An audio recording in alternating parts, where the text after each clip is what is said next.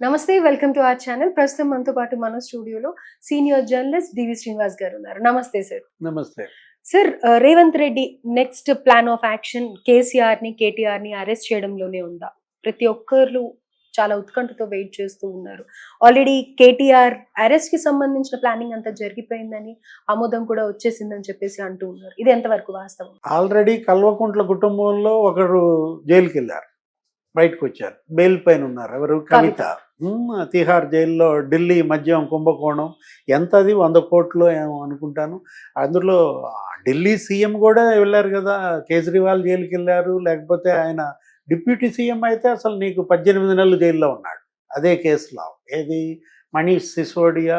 ఇవాళ మద్యం కుంభకోణం మరి కేసీఆర్ కుమార్తెని ఎలా ఇబ్బంది పెట్టిందో మనం చూసాం. ఇవాళ ఆయన కుంగిన పరిస్థితి. ఏది? కేసీఆర్ బయటికి కనపట్టలేదు కానీ ఆయన మొరాలిటీ కూడా అక్కడ చాలా దెబ్బతిన్న నేపథ్యం. ఇవాళ బీఆర్ఎస్ ఈ పరిస్థితికి రావటానికి కూడా అదొక కారణం. కవిత జైలు. ఇలాంటి పరిస్థితుల్లో మరి పులి మీద పుట్రనాలా, పుండు మీద కారం అనాలా, గోరు చుట్టు మీద రోకటి పోటు అవుతుంది. ఏది? ఇప్పుడు కేటీఆర్ అరెస్ట్ అంటున్నారు, కొడుకును కూడా అరెస్ట్ చేస్తున్నారు అన్న నేపథ్యం.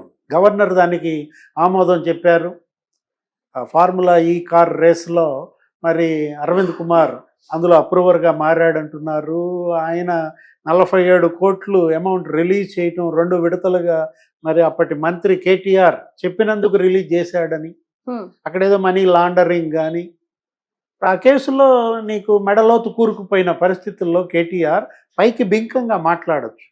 ఏంటి కేటీఆర్ అది అసలు నా మీద అది అసలు కేసే కాదనో, లేకపోతే ఏముంది జైలుకి వెళ్తానో, ఇట్లా బింకంగా మాట్లాడినప్పటికీ కూడా ఇవాళ గవర్నర్ ఆమోదం ఇవ్వడం, మరి ఈరోజు రేపో మరి సిఎస్ఏ గవర్నర్ ఆమోద లేఖని ఏసీబీకి ఇస్తారని, రేపో ఎల్లుండో అతను అరెస్ట్ ఉంటుందని, విచారణకు పిలుస్తారని, విచారణకు పిలిచిన వెంటనే అరెస్ట్ చేస్తారా? ఇవన్నీ మరి జరుగుతున్న పరిణామాల్లో నీకు కూతురు అరెస్ట్ నుంచే కోలుకోలేని పరిస్థితుల్లో ఉన్న కేసీఆర్కి కొడుకు గనక అరెస్ట్ అయితే ఇంకా అది దెబ్బ మీద దెబ్బ అవుతుంది. మరి కేసీఆర్‌ని కూడా అరెస్ట్ చేసే ఛాన్సెస్ ఉన్నాయి అని అంటున్నారు కదా సార్. అంటే కరెంట్ వివాదంలో 10 ఏళ్ల కేసీఆర్ పరిపాలన మొదటి 5 ఏళ్ళు ఏ విధంగా సాగినా మళ్ళా రెండోసారి ఆయనకి అధికారం కట్టబెట్టి అప్పుడు ఇచ్చినటువంటి మెజారిటీ కన్నా ఇంకా అత్యధిక మెజారిటీతో ఆయన రెండోసారి సీఎం చేసినప్పుడు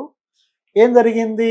అనేక అవినీతి కుంభకోణాలు మనం చూసాం. కాళేశ్వరం, ఇవాళ కాళేశ్వరం మునిగిందని ఇక్కడ అదేంటి కుంగిపోయింది. 3 పిల్లర్లు. ఆ 3 పిల్లర్లు దెబ్బతింటమే కాదు, నీకు అన్నారం దగ్గర బొంగబడిందని, సందిళ్ళ దగ్గర బొంగబడిందని. ఇవాళ కాళేశ్వరం 1,00,000 కోట్లు, అది 1,00,000 కోట్ల రూపాయల మరి తీసుకుపోయి గోదావరిలో పోసిన పరిస్థితిగా. ఏంటి దానివల్ల కలిగిన బెనిఫిట్? ప్రజలు మొన్నటి ఓటమికి కూడా అది ప్రధాన కారణం.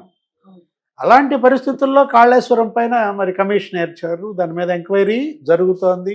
అది మరి పిలుస్తున్నట్టున్నారు. ఇంజనీర్లందరినీ కూడా ఎంక్వైరీ జరుగుతోంది. అదొకటే కాదు, ఇప్పుడు మీరు చెప్పింది విద్యుత్ కొనుగోళ్ల స్కామ్. ఛత్తీస్గఢ్ నుంచి విద్యుత్ కొనుగోళ్లు. అప్పుడేంటి? ఆంధ్రప్రదేశ్ నుంచి విద్యుత్తు తెలంగాణకు వచ్చేది.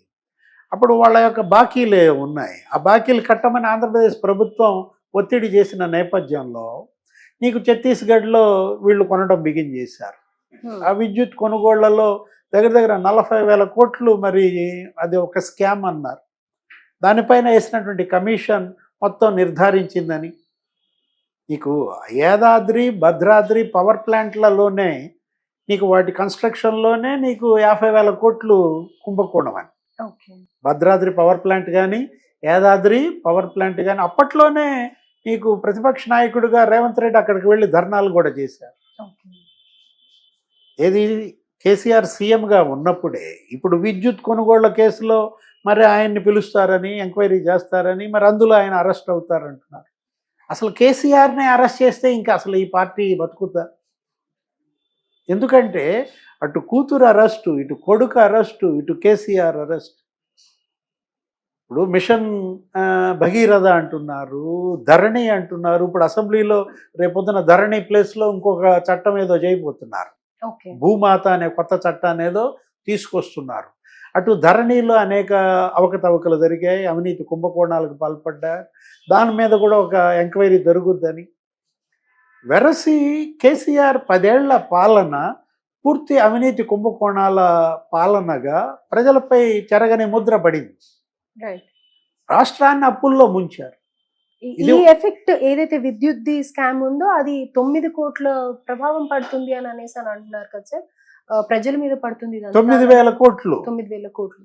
అంటే ఇప్పుడు ఇష్యూ ఏంటంటే మీరు కేవలం ఇక్కడ అరెస్ట్ చేయడమో లేకపోతే లోపల వేయడమో ఇది కాదు ఇక్కడ సమస్య. Fixing the nets. ఆ అరెస్ట్ని కారణాలను చెప్పగలగాలి. దాన్ని అవినీతి కుంభకోణాన్ని ఇవాళ ప్రజల్లోకి బలంగా తీసుకువెళ్ళగలగాలి. జరిగిన అవినీతి ఇది, ఈ విధంగా వీళ్ళు స్కామ్ చేశారు, ఇన్ని వేల కోట్ల రూపాయలు వీళ్ళకి కమిషన్లు ముడుపుల రూపంలో అందాయి. మనం చూసాం ఢిల్లీ లిక్కర్ స్కామ్.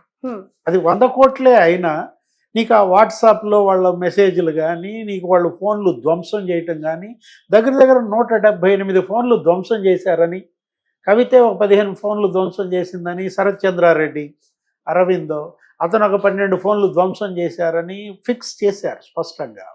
దానిలోనే మరి అసలు సీఎంఏ జైలుకి వెళ్ళాడు. రైట్. సో ఇది రేవంత్ రెడ్డి కక్షపూరితంగా కాదు, కానీ డెఫినెట్ గా వీళ్ళు అన్ని చేసిన స్కామ్స్ వల్లనే ఇదంతా యాక్షన్ కి రియాక్షన్ అని అంటారు, అంతేనా? అంతే కదా. ఇప్పుడు ఏంటి ఇక్కడ కక్ష ఏముంటుంది? ఇంట్లో చట్టం తన పని తాను చేసుకుపోతుంది. వీళ్ళు తప్పు చేయకపోతే వీళ్ళని ఎవరు జైళ్ళకి పంపిస్తారు? వీళ్ళు ఇరుక్కున్నారు బలంగా. మరి వీళ్ళ చుట్టూతో అదే ఈ ఫార్ములా ఈ కార్ రేస్ అధికారులే అప్రూవర్లుగా మారి వాళ్లే వాంగ్మూలాలు ఇస్తే మేము పలానాళ్ళు సంతకం పెట్టమన్నారు, మేము పెట్టాం, మాకేం సంబంధం లేదు, వాళ్ళు చేయించారు అని అన్నప్పుడు ఇంకా నీకు అంతకన్నా సాక్ష్యాధారాలు ఏం కావాలి? రైట్. ఇప్పుడు ఈ పరిస్థితుల్లో ఇక్కడ ఏదో సానుభూతి వెల్లువెత్తుద్దని జైళ్ళకు వెళ్ళిన వాళ్ళంతా ముఖ్యమంత్రులు అవుతారని అనుకోవటం కూడా భ్రమ. ఎందుకంటే అందరూ ముఖ్యమంత్రులు కాలేరు. ఎవరైతే ప్రజల్లో నిలబడతారో, ప్రజల్లో వాళ్ళ యొక్క ఆదరణ ఉంటుందో, అన్యాయంగా ఆయన్ని జైలుకు పంపారు, ఆయన మా కోసం చాలా చేశాడు, ఇది చంద్రబాబుకి ఉపయోగపడింది. ఆ రోజు జగన్మోహన్ రెడ్డి చంద్రబాబుని జైల్లో పెట్టడం వల్ల ఏం జరిగింది? చంద్రబాబు బయట ఉంటే ఆయన చేసిన అభివృద్ధిపై జరిగిన చర్చ కన్నా 53 రోజులు ఆయన జైల్లో ఉన్నప్పుడు ఆయన చేసిన అభివృద్ధిపై చర్చ నీకు కొండంతలు గోరంతలు అసలు విపరీతంగా చెప్పుకున్నారు.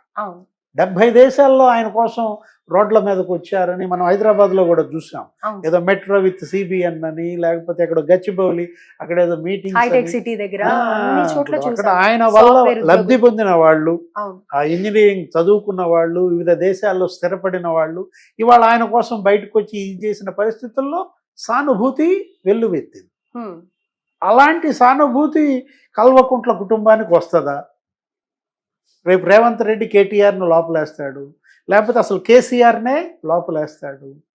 అప్పుడు మరి కేసీఆర్ చేసిన మంచి పనులు, కేసీఆర్ కేటీఆర్ మాకు ఉద్యోగాలు ఇప్పించారు, పరిశ్రమలు తెప్పించారు, మేము వాళ్ళ వల్ల కాలేజీలు పెట్టించారు, మేము చదువుకున్నామని అప్పుడు చంద్రబాబు కోసం రోడ్ల మీదకి వచ్చినట్టుగా వీళ్ళు వస్తారా? చూడాలి. ఎందుకంటే మొన్న కవితను అరెస్ట్ చేసినప్పుడు ఎవరు రాలేదు. చాలా డొల్లతనం కనపడింది. ఒక ముఖ్యమంత్రి కూతురు ఏది కేసీఆర్ కూతుర్ని జైల్లో వేస్తే మనం ఏమనుకున్నాం? తెలంగాణ తగలబడుద్ది అనుకున్నాం. అంత రోడ్ల మీదకి వస్తారు. తెలంగాణ ఆడపడుచు అయ్యుండి తను ఆ స్కామ్ చేయడం ప్రతి ఒక్కరిని చాలా ఆలోచింపజేసింది. అంటే ఏంటి? ప్రజలు తెలివిగలాడు, విఘ్నులు. వాళ్ళేంటి నిజం గనకైతే రోడ్ల మీదకి వచ్చి గోల చేస్తారు. అది గనక మరి అవినీతి నిజమే అని నమ్మారనుకోండి వదిలేస్తారు.